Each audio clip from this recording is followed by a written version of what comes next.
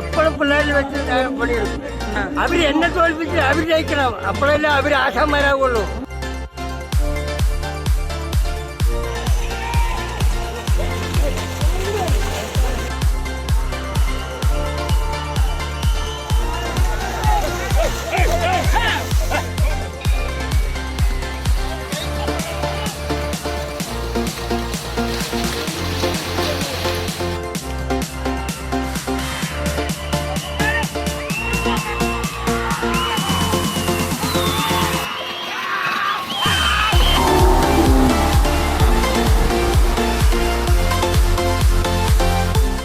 എനിക്ക് 60 വയസ്സ്.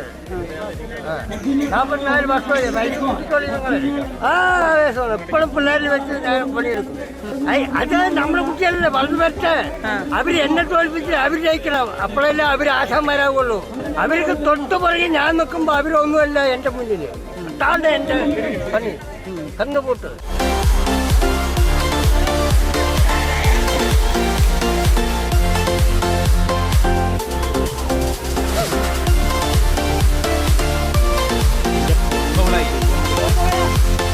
ഇത്തവണത്തെ ആദ്യ മത്സരമാണ്. നമ്മൾ വയനാട്ടിലേക്കുള്ള ദുരിതാശ്വാസ നിധിക്കുള്ള ഫണ്ട് സ്വരൂപിക്കാൻ വേണ്ടിയിട്ടാണ് ഇതൊരു കൂട്ട് നമ്മളിവിടെ അറേഞ്ച് ചെയ്തിരിക്കുന്നത്.